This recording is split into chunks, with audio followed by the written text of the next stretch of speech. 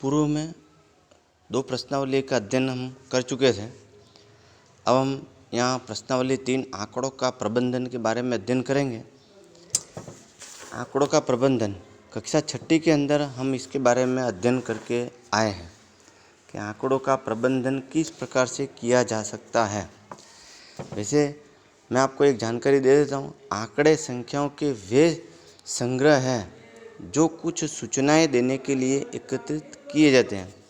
अब अपनी कक्षा के अंदर मान लो 50 छात्रों की संख्या है और एक पिकनिक पर जाते हैं।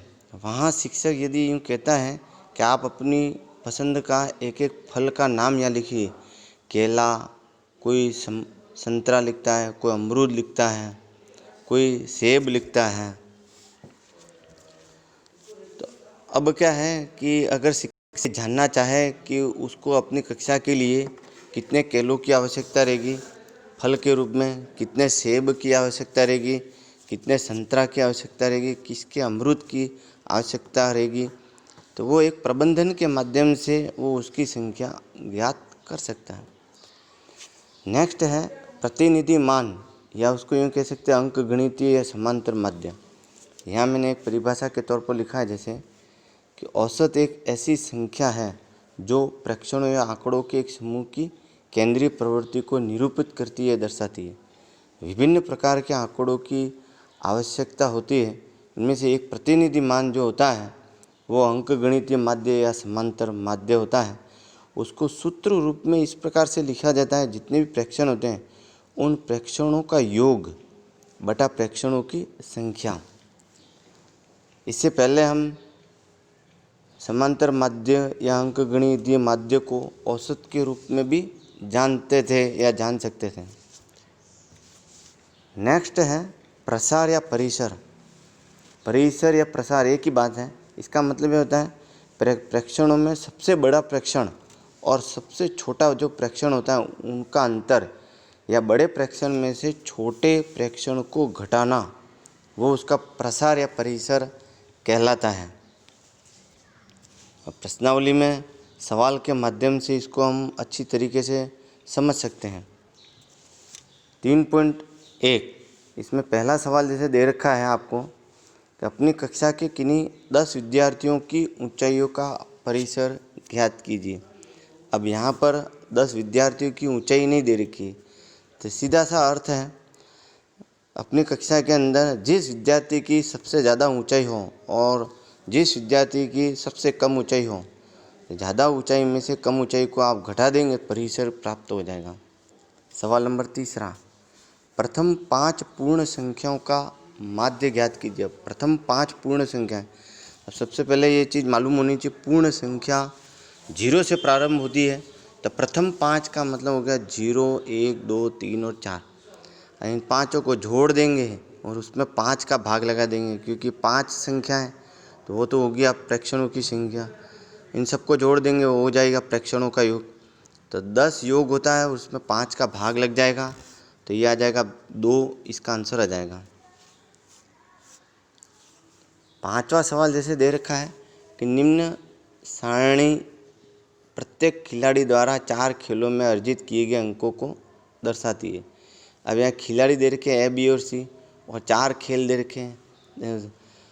जैसे एक खिलाड़ी पहला खेल खेला, उसमें 14 अंक, दूसरा खेल खेला 16 अंक प्राप्त किए, तीसरा खेल खेला तो 10 अंक प्राप्त किए। इसी के अंक बता रखे हैं।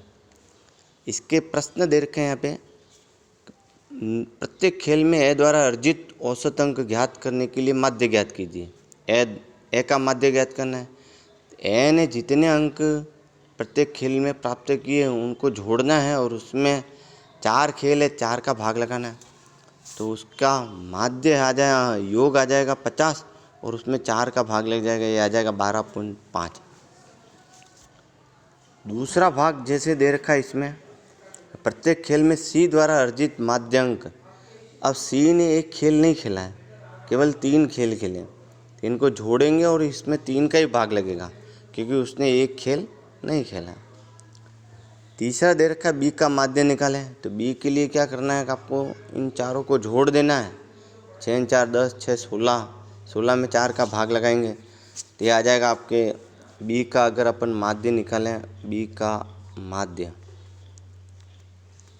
बी ने पहला खेल खेला, इसमें 0 प्राप्त। दूसरा खेल खेला, उसमें उसको 6 अंक प्राप्त हुए। 0 + 6 प्लस तीसरे खेल में भी 6, चौथे खेल में 4, इसमें 4 का भाग लग जाएगा। जोड़ेंगे तो आ जाएगा 16/4 और इसका माध्य आ जाएगा। तो सबसे अच्छा प्रदर्शन किसका रहा? तो सबसे अच्छा प्रदर्शन जो है वो केवल ए का रहा। सवाल नंबर 6, विज्ञान की एक परीक्षा में विद्यार्थियों के एक समूह द्वारा 100 में से प्राप्त अंक दे रखे हैं यहाँ पे 85, 76, 90, 85, 39, 48, 56, 95, 81 और 75। अब सबसे पहले तो इन आंकड़ों को आरोही से अवरोही क्रम में, यानी कि छोटे से बड़े क्रम में लिखना है। तो सबसे छोटा अंक यहाँ पे 39 है, तो यहाँ जैसे मैंने लिखा है 39, 48, 56, 75, 39, 48, 56, 75, 76, 81, 85, 85 2 बार आया, फिर 90, 95। परिसर निकालना है, तो परिसर में सबसे अधिक अंक वाला जो है वो 95 है और सबसे न्यूनतम अंक वाला है वो है 39। तो 95 में से 39 को घटाएंगे तो ये इसका परिसर आ जाएगा 56। ये इसके आंसर हो जाएंगे परिसर। माध्य अंक सबको जोड़ना है, जोड़ करके और 10 का भाग लगाना है। सबको जोड़ना है और जोड़ करके 10 का भाग लगाना है। तो जोड़िए आप इन सबको, 39 है, 48 है, 56, इसके बाद में दे रखा है आपको 75, 76, फिर 81, 85 2 बार है, 90 और 95। इन सबको जोड़ करके और 10 का भाग लगाना है। ये आपको करना है, 10 का भाग लगा देना, जोड़ करके और 10 का भाग लगा देना। इस प्रकार से इसका अंकों का माध्य ज्ञात हो जाएगा। इसके बाद में यहाँ पे गृह कार्य दे रखा है, इसके 3 सवाल हैं। ये तीनों ही सवाल आपको कर देने हैं। इसमें जो भी चीज़ अगर नहीं समझ में आए हैं तो आप पूछ सकते हैं।